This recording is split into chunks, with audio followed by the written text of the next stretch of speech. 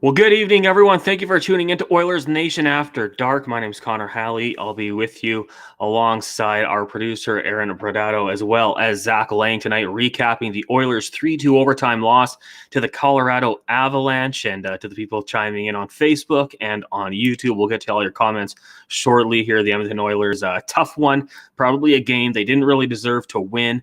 I think the Colorado Avalanche, especially at even strength, were the far superior team tonight. Stuart Skinner keeping the Oilers in this one, facing 45 shots. Before we get to the good, the bad, and the oily, and bring in Zach Laing, just a quick recap of what happened, and a pretty good start for the Oilers. A positive sign for this team as of late. They are getting off to better starts. Zach Hyman on the power play scored his 19th goal of the season. That gave the Oilers the 1-0 lead. It would happen again as Zach Hyman scoring on his second attempt on the power play, his 20th of the season. The first goal, McDavid and Drysdale, just some absolutely beautiful passing. Easy finish for Zach Hyman. That's what he's paid to do. The second goal, a bit of a mess. There was a scrum after the fact, but the Oilers were up 2-0, and the Colorado Avalanche would challenge. The challenge would go the Oilers' way. It was called the good goal. They got the power play once again. A real opportunity to put the nail in the coffin. Unfortunately, they did not score that goal, and the Colorado Avalanche would get back into it. Nathan MacKinnon, his 10th goal of the season. The guy's an absolute superstar. He does what he does. We'll debate it. Was it a great goal by MacKinnon, or did Darnell Nurse need to make a play on that? We'll talk about that on the show. And then, of course, have a drink. Brad Hunt, former Oiler, slumping, scores his first goal of the season to even things up at 2 apiece. The game would go to overtime. The Oilers had some fantastic chances. Zach Hyman with an opportunity to win it for the team.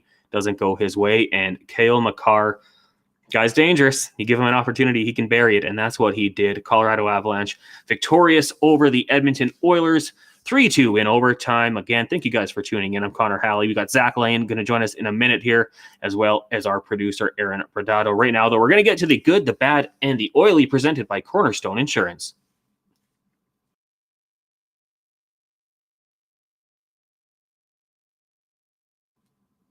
Cornerstone Insurance Brokers, Edmonton's premier boutique insurance brokerage, your destination for commercial, home, and auto insurance with over 90 years of success and still growing.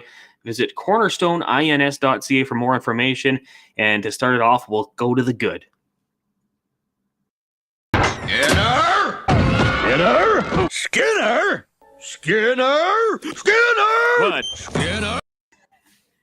And to talk about the good, the bad, and the oily, we're also going to bring in our friend Zach Laing and give him a follow on Twitter at ZJLang.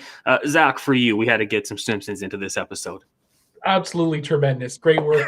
Great work getting that one in, guys. Yeah, Aaron, he's the tech, this genius. He did it also, Aaron. Thank you for that one.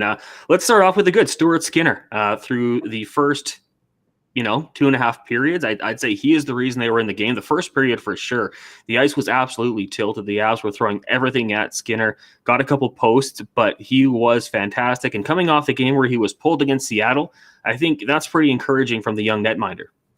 Yeah, absolutely. I thought it was a really strong bounce back performance from him tonight. You look at the season as a whole, as it's been for him, it's been pretty good, right? And, the last game there was kind of the first real, oh, wow, that was not a great game from Skinner. Granted, the team kind of hung him out to dry, and I think it was maybe more a situation of, sending a message to the entire team than to Skinner himself, right? But for him to come back tonight and have a great performance the way he did, he was a huge reason that this game was even as close as it was. 100%. I thought he made some big saves, kept them in it, even when it was 2-2, forcing the overtime, getting them that point, which, who knows, could be crucial down the road. Thought Stuart Skinner was fantastic. Another good sign for this team. The bad, 5-on-5, and kind of touched on it in the good. 5-on-5, I thought the Avalanche kind of ran the Oilers' show. They were creating all the opportunities. The Oilers looked sloppy in their own end, giving up bad chances. And, I guess if you wanted to, you could just say even strength as well. The goal in overtime, Cale Makar, he's going to do those sorts of things, but the 5-on-5 play just wasn't good enough tonight. Yeah, it really wasn't. I thought the Oilers had a good 10 or so minutes to that game to start it off. I thought they came out and played some good hockey early on there, but all of a sudden you just felt the momentum starting to turn in the way of the Colorado Avalanche. The Oilers, they made the most of their power play opportunities, as they so often do. But at the end of the day, this is a 5-on-5 game that the Oilers really kind of needed to win tonight, right? You look at that Colorado roster. They are in shambles right now. Really, their third pairing are AHLers right now. Their bottom six is full of call-ups right now due to injuries as well. And the Oilers just couldn't seem to get around that. They seemed content with matching McDavid against McKinnon. Didn't try to get McDavid out there in any really favorable matchups, which I thought was some curious decisions by the coaches. Me, Connor, I'm a big analytics guy. The Oilers only controlled 35% of the shot attempt share tonight. They controlled 35% of the high danger scoring chances and only 21% of the expected goal share, which really is just kind of talking about the quality of the shots that the other team is getting. It was a tough night for the Oilers.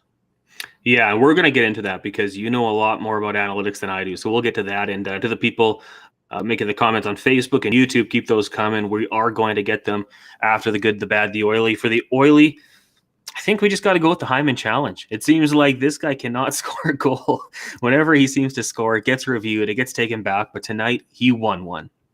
He did win one, finally. It felt so good. We've seen him get robbed so many times this season on these, whether it's an offside or a goaltender interference. And you could sense the frustration from him building over time with these ones, right? But it was great to see him get one here tonight. I was surprised that they even challenged for goaltender interference. Granted, it's kind of a pivotal point in the game for Colorado there, but in the same breath, the shot was away before there was any contact that was incidental with Georgiev. So I'm really just happy to see Hyman get one. And it was another one of those games where he's sitting on Hattie watch for like over half the game. I feel like he's had 4 or 5 of those this year already. Granted, he did cash in the one Hattie earlier this season, but I think he's going to be due for another one coming up here pretty soon.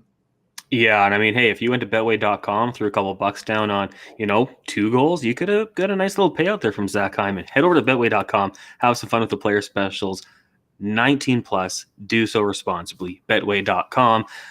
Zach, we can continue the conversation here. We might as well jump into the the comments section right here. We'll start on Facebook.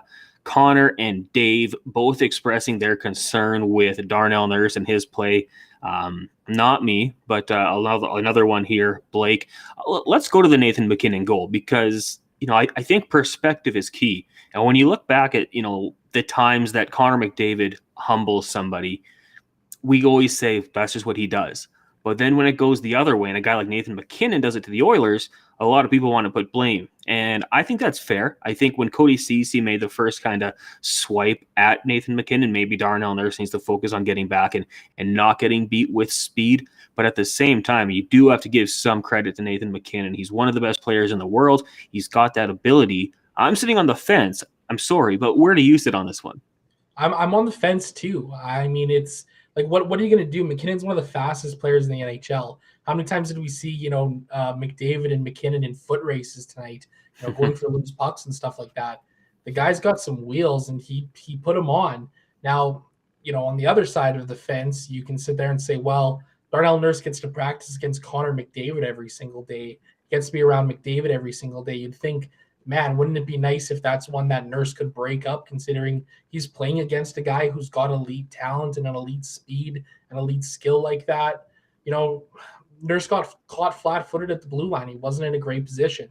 So I think it's a little bit of both. I don't think the blame can solely go on Darnell Nurse for that one, but I do think he eats a little bit of it for sure.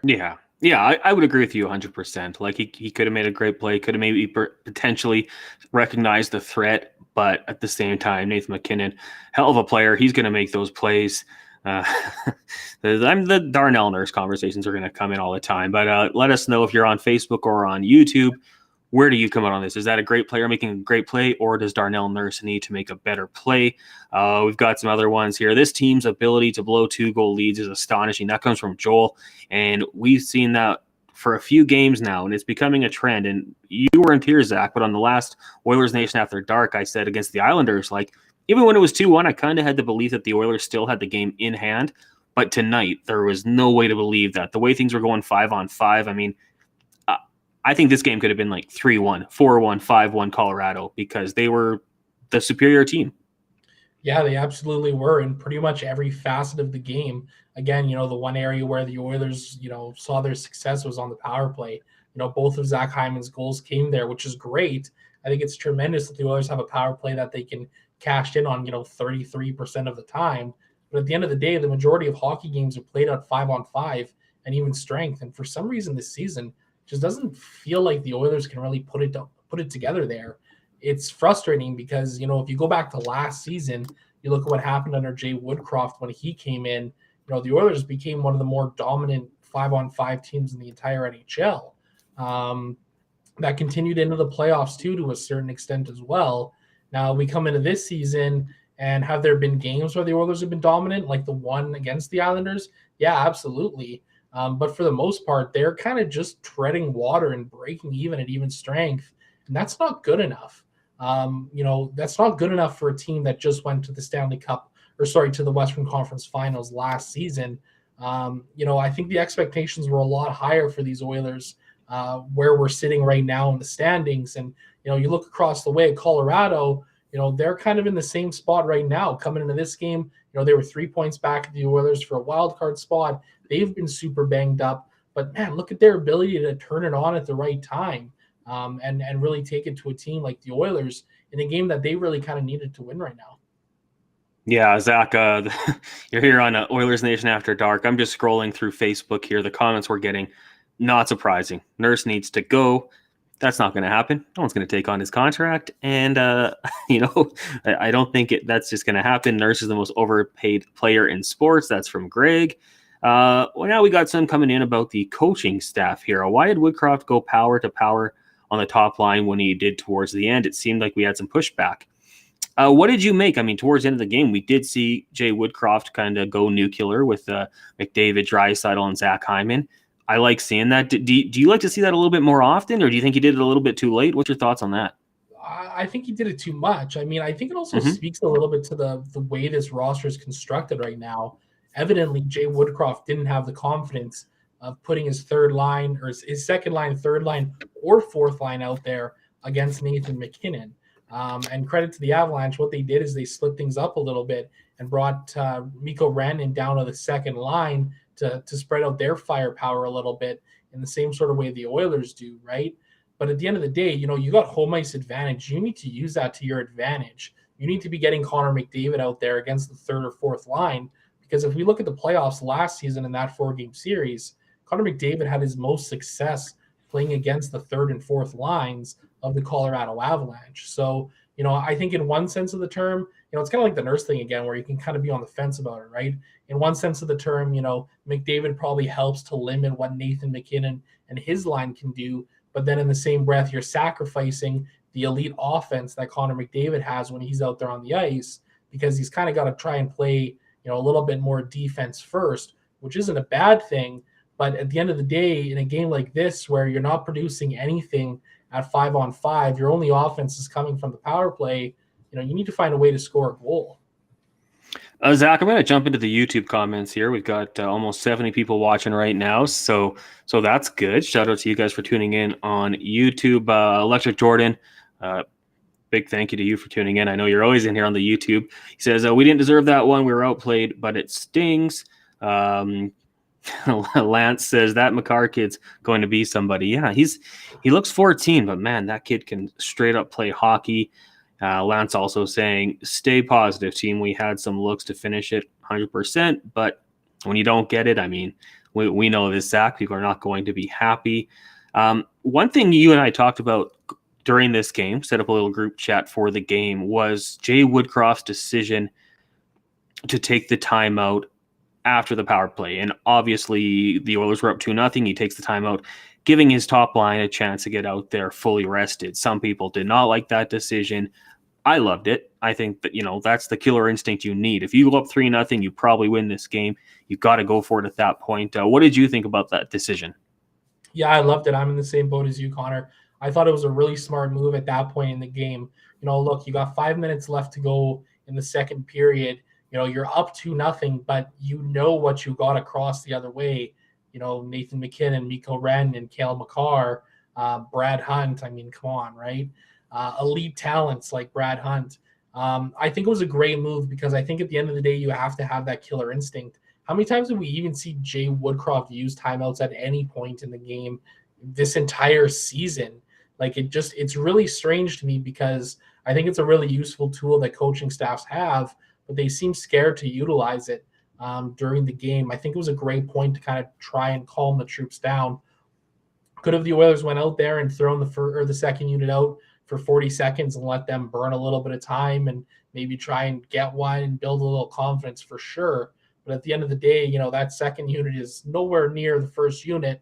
And the Oilers' first unit plays, 80% of the time on the power play all year long. So I was pretty okay with that decision. Yeah, I'm with you as well. Johnny on Facebook, I think he just gave us the middle finger emoji. That might just be frustration. It might not be directed towards us. I'm not sure. But Johnny, thank you for tuning in. We got one here from Steven on YouTube. I like this one. He says, nope, no more the other team was desperate or are on a heater or had a hot goalie. Nope, the Oilers lost because they played like losers. No more excuses. It's the team. Lazy.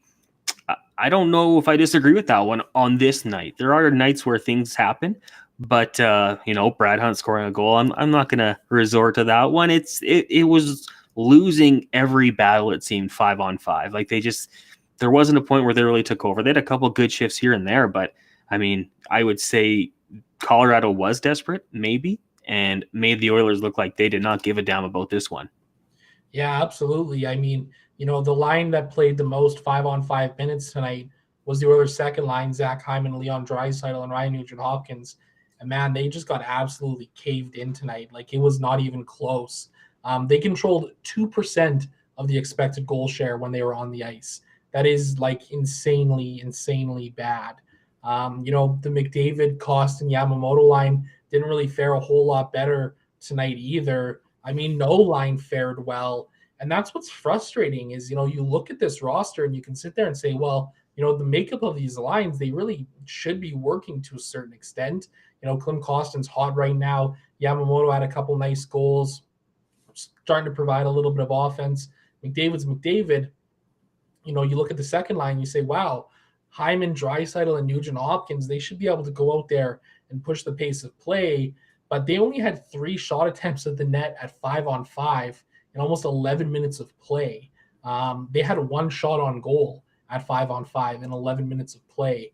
That is just horrendous numbers. I don't know. It's frustrating. It's frustrating, right? Like, the team clearly misses Evander Kane, and it's great to see that, he's likely going to be back in the lineup sooner rather than later. And hopefully that can provide a bit of spark to this team and maybe, bump somebody down the lineup a little bit and provide a little bit more depth to the whole team right now. 69 people watching on YouTube right now. Nice. Liam from Oilers Nation, nice, says hit that like button. So please do that. I don't understand exactly what it does, but I think it's good for the brand. So please like that button.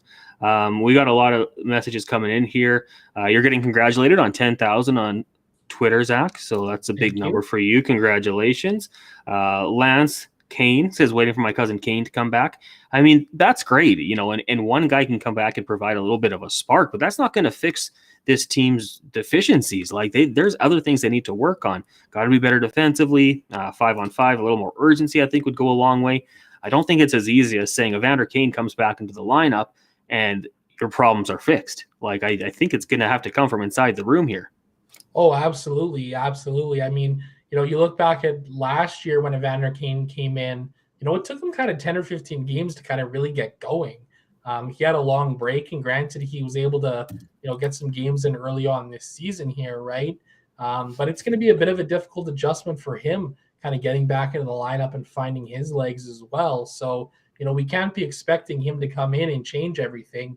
And, a couple days ago, I tweeted, half jokingly, but not really jokingly, that, the big narrative now is going to be, Evander Kane is the big deadline acquisition of the Oilers. And I'm sure we're going to hear it at some point here soon. And in a sense, it is true, right? I mean, he's going to be a huge addition to this team going down the stretch. But, the defensive problems that the Oilers continue to have are glaring. There was a report earlier from Elliot Friedman tonight that said, it sounded like the Oilers really wanted to give Philip Broberg a longer look right now.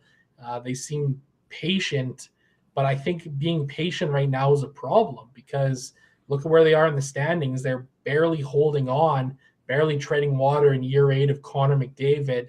There's a real risk that the Oilers could miss the playoffs right now.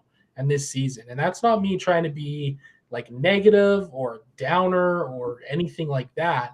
Just realistically, they're barely a playoff team right now. Something has to change in this team from within. And, I thought it was great that they had that players only meeting a couple days ago, right? They came out and they responded really well afterwards, but then it's just like a massive deflation tonight, just a massive, massive letdown in a game where, you kind of want to see them kind of carrying that momentum, right? Zach, just looking at the box score here, the Oilers obviously went 11-7 again tonight, and for a second there, it looked like that might really benefit them as Philip Broberg took a puck to the face. Midway through the second period, he did return, still played 10 minutes, but Marcus Niemelainen under 3.5 minutes tonight. Just what do you think about the team going with the 11-7 and utilizing a guy so little? Because, I work on a show with Jason Strudwick. He did not like the seventh defenseman because he would tell us, he says this, he was often the seventh defenseman. And it's kind of tough to find your groove in those situations. I imagine playing 3 minutes, that's tough to really get going. Yeah, that's crazy. I didn't even realize that it was that low. I kind of like the makeup of the 11-7 for this team in a sense, because I think it provides a little less pressure for some of the defensemen. I'd like to see that 3-minute number be, higher. I'd like to see Darnell Nurse not having to play 28.5 minutes. I think the purpose of going 11-7 is to spread out the numbers defensively while still being able to rotate the guys like Draisaitl, McDavid, Nugent Hopkins, and Hyman through the bottom of the lineup a little bit more to try and find some more spark, right? But again, like this, just tonight, nobody seemed to have anything going. You even look at just the plus minus on the box score and it's red everywhere. It's not a great look for this team right now. Zach, I'm just looking on Facebook here. GR says trade Nurse. I'll reiterate my thoughts. Who's going to take Darnell Nurse? And what's the offer? Like, hey, do you want to pay this guy $9.25 million when he's not playing the best hockey? I don't see how you're going to send him and win this trade. Now, I do like what you say about lessening the minutes and hoping that he can probably play better, but I don't think anyone right now is taking on Darnell Nurse at that cap hit. No. And I'm not sure off the top of my head. He's got to have a no movement clause in there at some point as well. So he's got a no move clause right now. So it's a no move clause for the first 5 years, and the final 3 seasons are modified no trade clauses with a 10-team no trade list. So there's a good 5 or 6 years here before we can even really entertain the question. And as long as Connor McDavid is going to be in Edmonton, so is Darnell Nurse. Any hope of trading Darnell Nurse, it's just as much as you can sit there and say, out of frustration, the Oilers should trade him. It's just not going to happen, right? I'm a big proponent of Jacob Chychrun right now. I think he's a guy the Oilers need to go out and get. I think in a sense, this game almost proves it too, because Chychrun's a guy who can come in and eat 23 or 24 minutes a night. He's a left shot defenseman who would be able to really help take the load off of Darnell Nurse's plate right now, because for whatever reason, he just seems completely overwhelmed out there almost every single night, which is not what you want to see from a guy in the first year of an 8-year, $9.25 million contract. Yeah, and I saw you talking about it on Twitter today at Zach Laing, just got over 10,000 followers. Give him a follow. So when you hear it, and certain members of the media have brought up that Chychrun's defensive numbers aren't great. I think you had some good counterpoints. A guy who can get the puck out of his own end, that's a pretty important, tool to have and can really help you as a defenseman. And you brought up the Colorado Avalanche defenseman as an example of that. Now, 2-part question here for you. What do you think realistically it would take to acquire his services? Who would be out for the Oilers? And why do you think his style of play could really benefit this team right now? Well, it's a great question. First and foremost, the asking price seems to be the equivalent of around 2.5 to 3 first-round draft picks, right? So we're probably sitting here saying, this year's first-round draft pick, next year's first-round draft pick, as well as somebody like Philip Broberg, a high-end prospect. Obviously, you're going to have to make the numbers work as well. So, maybe a Warren Fogle has to be included in the deal, or a Jesse Puljujärvi. Maybe there's another draft pick that comes back to offset the cost. But the core bones of the trade would be essentially 2 first-round picks and Philip Broberg. I think it's a reasonable ask. You look at Jacob Chychrun, he's 24 years old. He's got 2 more years after this on a contract that pays him $4.6 million. You look at some of his defensive metrics, as a whole, and you say, wow, he's like only controlling 43% of the shot attempts, or only 42% of the expected goal share, or 40% of the goals scored. What we can do, though, is we can actually look at those numbers relative to the rest of his teammates. When we do that and just isolate Jacob Chychrun, his numbers are well above average for the Arizona Coyotes, right? It's kind of hard to judge a player in a sense, almost playing on a team like Arizona right now. But you look, since he's come back from injury, he's been almost a point per game player. There's not a lot of offense to go around in Arizona. He's generating a lot of it. And I think where the strength of his game really lies is not always necessarily in the offensive zone. He's a guy who's really strong with his stick. He's able to break up the play in the defensive zone. He may not be that big crease clearer like a Joel Edmondson is, but I think it's really important in the NHL nowadays to have defensemen who are not just big crease clearers. I think it's important to have guys who can break up the cycle, who can break up the puck along the wall and get the puck out of the zone. You look at the Edmonton Oilers, they're one of the worst teams in the entire NHL at defensemen actually carrying the puck out of the defensive zone. Teams like Colorado, on the other hand, you look at guys like Devin Taves, Cale Makar, Bowen Byram when he's healthy, Josh Manson to a certain extent as well. They have 3 or 4 guys who are very, very good at transitioning the puck out of the defensive zone and getting it into the hands of the skilled players that they have up front. Is it a hefty price? It absolutely is a hefty price, Connor. But at the end of the day, what is it, 3 years until Leon Draisaitl's a free agent, 4 until Connor, something along those lines. Like, the Oilers need to win now. They don't need to be worried about who the 2023 first-round pick is or the 2024, hell, even the 2025. If you have to ship that one out the door too, I think you need to do it right now and try and make this team as good as they can possibly be in this kind of tight window they got. Yeah, I mean, hey, and I'll put this into terms that I like to use. If you're a football fan and you're watching right now and you're a Rams fan, are you okay with them winning the Super Bowl last year? I mean, you gave up a lot, but this team brought in good players, traded away draft picks, won a Super Bowl. So you get the championship, and then, hey, you're happy. Would you be okay with maybe some struggles in the next few years, not adding those top-end talents? That's going to go along with it. But, yeah, I think I'm with you here. Who's the cat? What's the guest's name here? This is Rosa. She had to come and say hi to everybody on the live stream. So she was Rosa? Very eager to come and hang around my feet. So she wanted to come say hi. Who's the cat? That's it caught me off guard there. I love this one from Daniel on YouTube. Time to hold another players only meeting. Yeah, that's how you do it. You got to keep those everyday players only meeting. Keep the boys fired up here and see what happens from that. Zach Laing joining us here on Oilers Nation After Dark. My name is Connor Halley. We've got Aaron Bordato behind the scenes keeping us on track here. And if let's just say that Jacob Chychrun's name doesn't happen. We had someone in the YouTube chat saying, I hope he gets traded so I can stop hearing it. Let's just say that happens. Who are some other names that you might like? I know Ekholm, Edmonton are some names that people have thrown out there. Is there anyone that you think could come in here and, help immediately? I mean, Matthias Ekholm would be a tremendous consolation prize, really. I mean, he's 32 years old, but he's still a really strong defenseman in both ends of the rink. That's something that the Oilers really need right now, a guy who can play some strong defense, help get the puck out of the zone, as we talked about with Chychrun.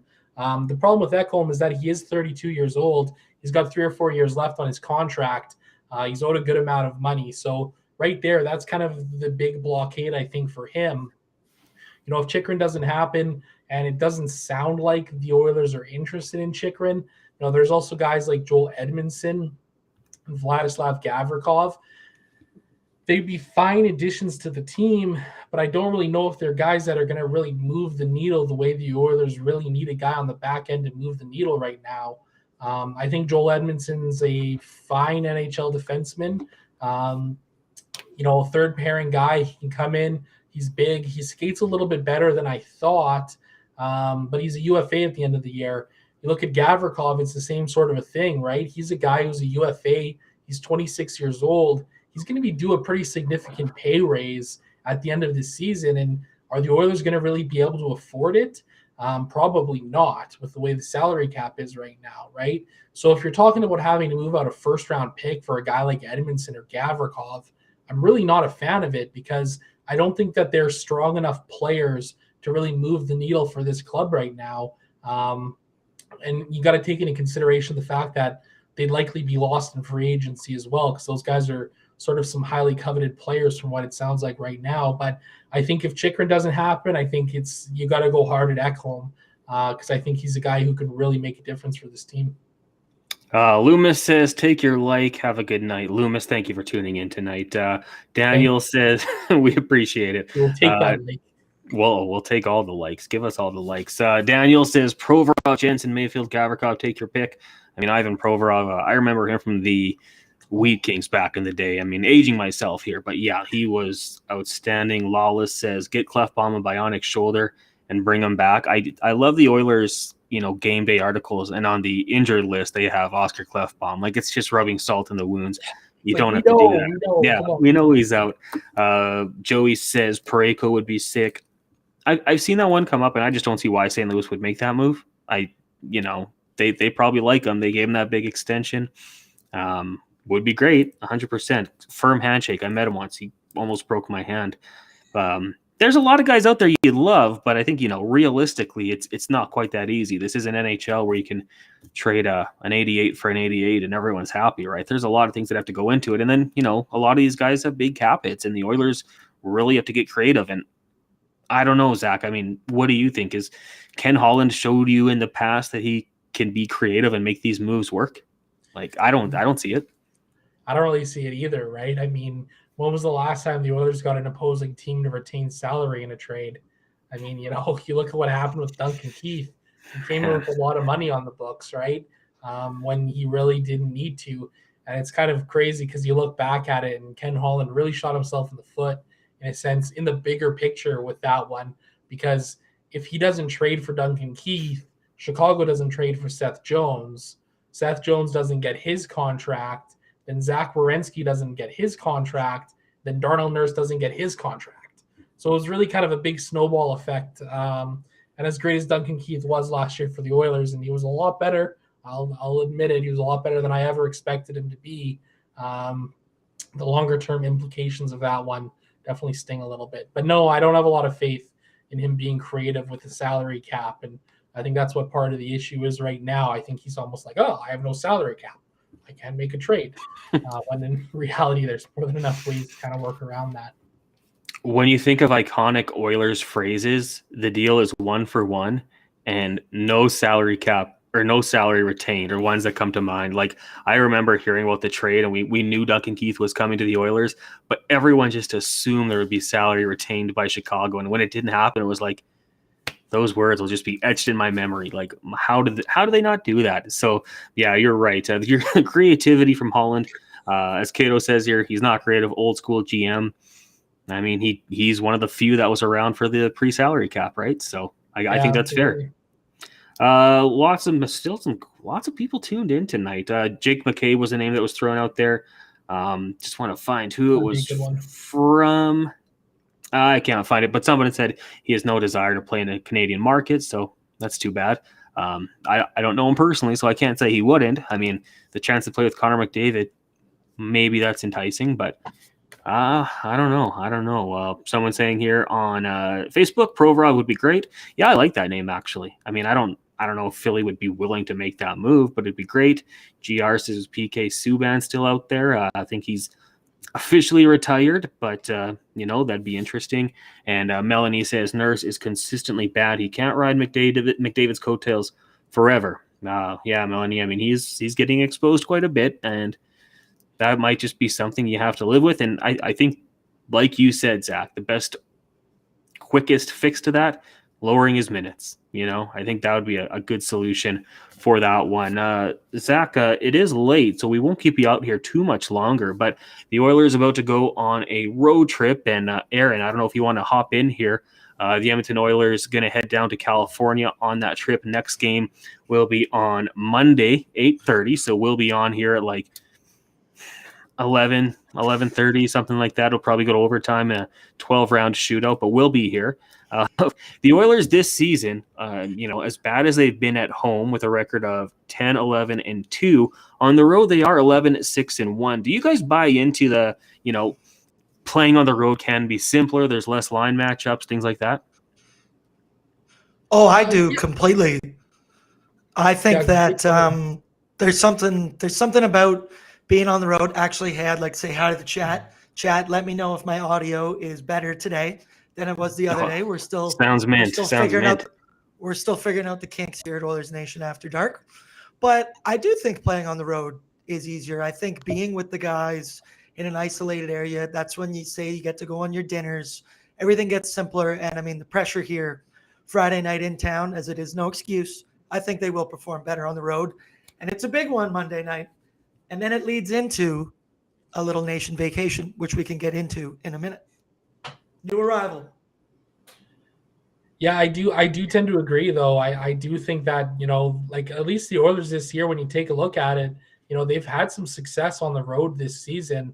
I wrote about it in the game notes this morning. I'm just pulling it up right now. Well, on the road, they've been one of the best teams in the league this year. They got a 639 points percentage on the road, the 7th best in the NHL. Their home points percentage coming into the game tonight was a 477, the 24th best. So they've clearly found some success on the road, which is weird because I don't know if you guys remember last season, it was actually like the other way around where they were just so good at home that they couldn't get anything going on the road. It's going to be an interesting little 4-gamer here, like 4 massive points. Like it's almost like every game's worth 4 points, right? It's a really, really important swing for this team. A little fun chat going on here on YouTube. If I ever hear Holland mention his time in Detroit again, I'm going to lose it. That's from Cato. Lawless says it's a drinking game. Drink when he mentions it. Hammered in 10 minutes. Yeah. I mean, the Detroit stuff, who cares? Like, it was a different era. You can't really compare the two. The success of that is one thing. Got him into the Hall of Fame, but quite irrelevant right now. You guys, before I get your prediction, I want to ask you, what are you doing after the show? I mean, it's Oilers Nation After Dark.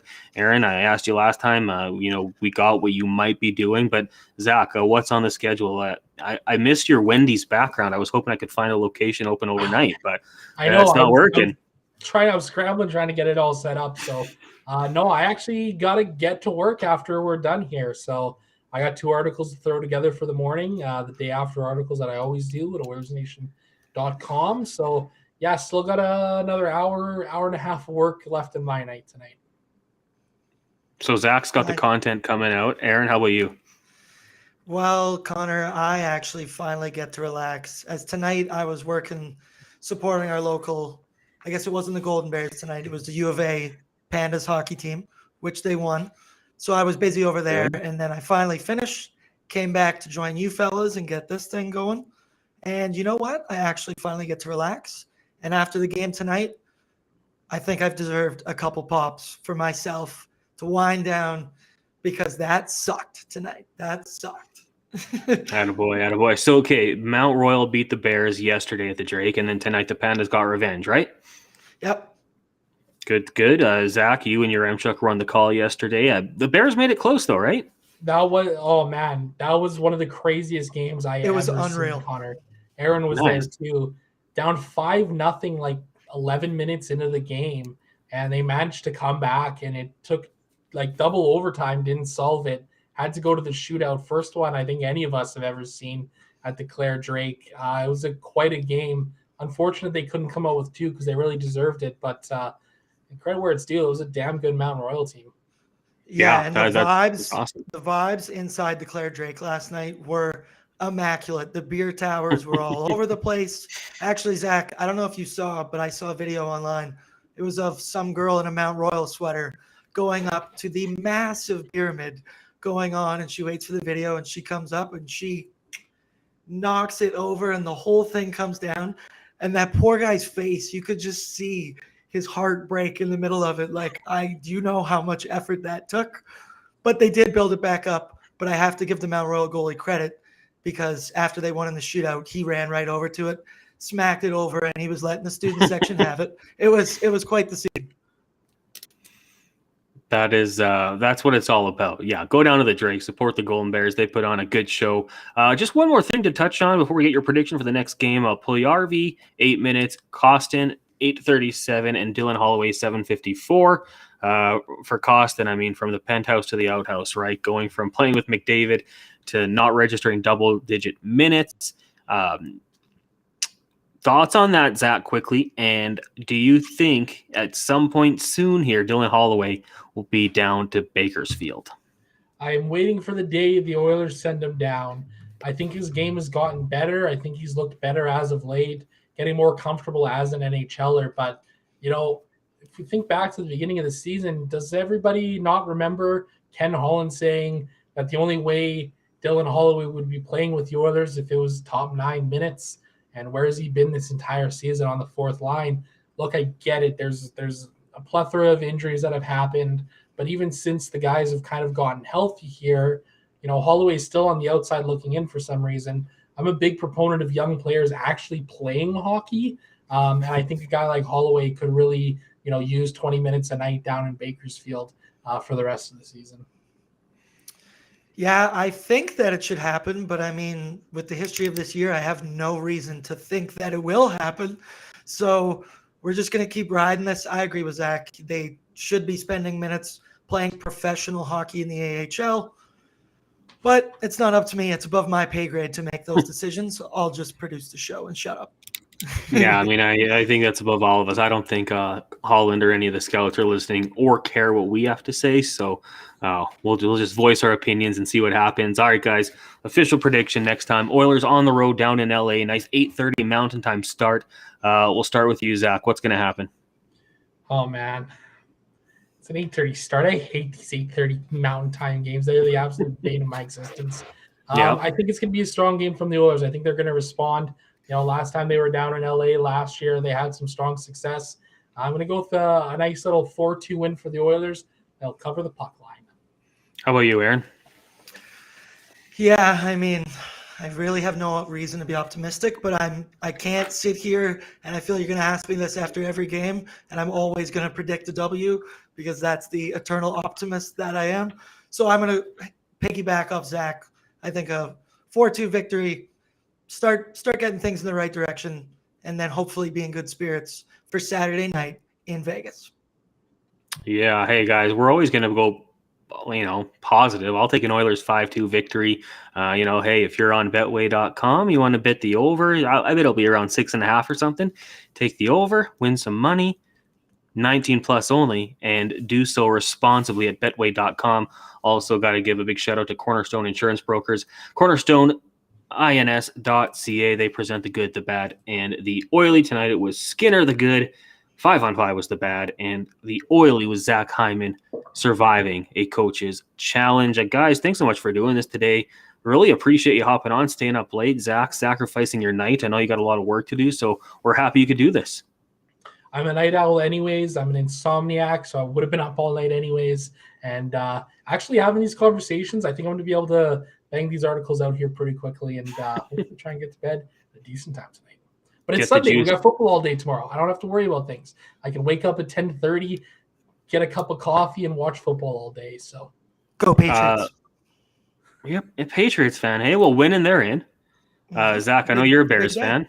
I'm a Bears fan, but tomorrow I'm a Vikings fan because if the Vikings win, the Bears get the first overall draft pick. So we're officially at that point of the season. Justin Fields isn't playing. He's been shut down for the year now. So all I have to cheer for is another early draft pick. You know what? And I know you guys aren't going to take the quarterback. You might look defensive side of the ball. Is it Will Anderson from Alabama? Might be a nice fit in Chicago. He does look good. I think I'm more of a trade back guy, though. I think there's a good opportunity. I agree. That's what I was going to say. Chicago to trade out of that number one spot. Somebody can jump up, get CJ Stroud or Bryce Young, and see if the Bears can get a plethora of picks because I think that's something the team needs some depth everywhere. They need help all over the roster right now. So if you can do it by getting a bunch of picks, that's my call. You saw the Bears do that for Trubisky, so that's a good strategy. I really like that, actually, Zach. Didn't even think about it. Well, go Vikings. I can't say go Patriots, but Aaron, I support you, and for me, go Chargers. Go Chargers, baby. Love it. I literally have nothing to say to that. That sucks. Hey, we're going to the playoffs. I've had enough. All right, guys, we're done for the night. Again, to everyone on YouTube, I can see us 64 people right now. Thank you for hanging in all night, staying up late. Hit that like button. If you're on Facebook, thank you for tuning in. Norm says, let's go Texans. We need a big loss tomorrow. Keep Lovie Smith. You can't fire him. Everyone, thank you for tuning in. I'm Connor Halley. That's Zach Laing and Aaron Bordato. We appreciate you guys tuning in tonight, and we'll talk to you after the Oilers and Kings on Monday night. Get your coffee because it's a late one.